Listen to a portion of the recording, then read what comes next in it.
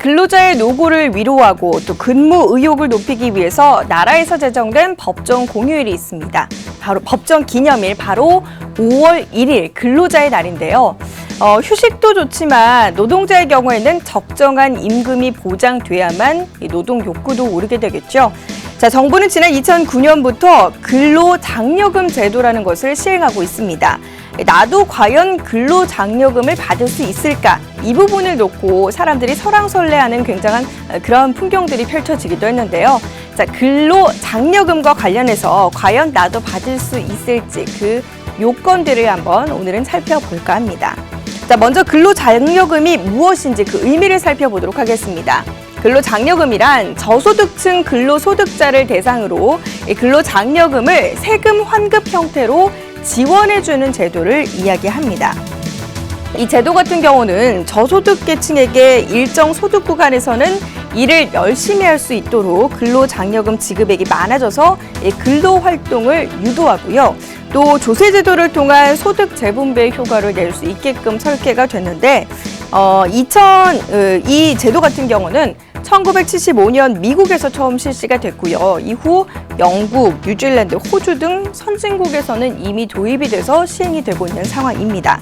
우리나라 같은 경우는 2008년부터 시행이 돼서 2009년부터 본격적으로 이 근로장려금이 지급되기 시작했는데요. 자, 근로장려금 같은 경우는 거주자를 포함한 1가구의 가구원 구성에 따라서 이 부부 합산 총 급여액을 기준으로 지급이 됩니다. 연간 지급액은 70만 원부터 210만 원까지 지급이 되는데요. 자, 그 세부적인 요건을 한번 살펴보도록 하죠. 먼저 가구 여건입니다. 자, 배우자가 있거나 만 18세 미만 부양 자녀가 있거나 그리고 신청자가 만 50세 이상이면 해당이 되는데요. 단 세부적인 내용을 봤을 때 부양 자녀의 연간 소득 금액 합계가 100만 원 이하여만 이에 해당이 될 수 있고요. 만약 부양 자녀가 없는 경우에는 지난 12월 31일 기준으로 현재 배우자가 있고 신청자가 만 50세 이상이다라는 이 두 가지 요건만 충족하면 됩니다. 자, 다음으로 살펴볼 조건은요, 총소득 요건입니다. 2015년도 연간 부부 합산 총소득이 가구원 구성에 따라서 정한 총소득 기준금액 미만이어야 된다라는 점인데요.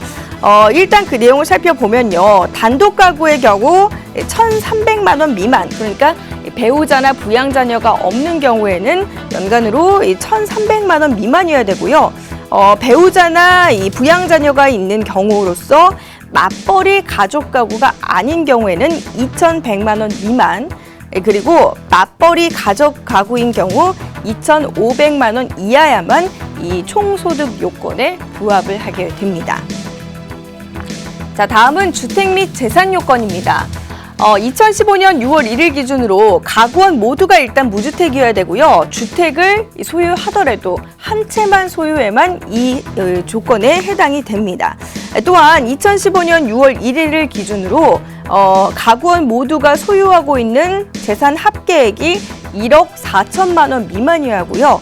재산 같은 경우는 주택이나 토지, 건축물, 승용차, 전세금, 현금, 금융재산, 유가증권, 골프회원권, 부동산을 취득할 수 있는 권리 이 등을 모두 포함하게 됩니다.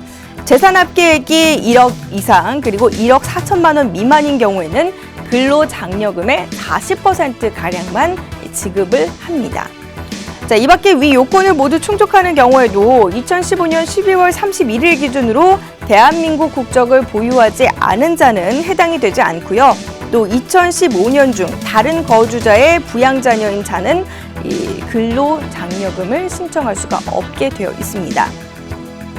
자, 근로장려금은요, 5월 1일만 신청하는 것이 아니라 5월 1일부터 31일까지 전체적으로 이제 신청을 하게 되어 있습니다. 심사 후에 자격 요건이 맞을 경우 9월부터 지급이 되고요. 만약 신청 기한이 또 지났을 경우 신청을 하게 된다면 해당 금액에서 10% 정도가 공제된 후에 그 금액이 지급이 된다고 합니다. 자격 요건 되시는 분들은 꼭 놓치지 말고 신청하시길 바라겠고요. 근로장려금과 관련한 혜택, 사실 세부적인 요건이 좀 까다로워서 받는 사람은 그리 많지 않을 것으로 예상이 되고 있습니다. 지금까지 팝콘 경제였습니다.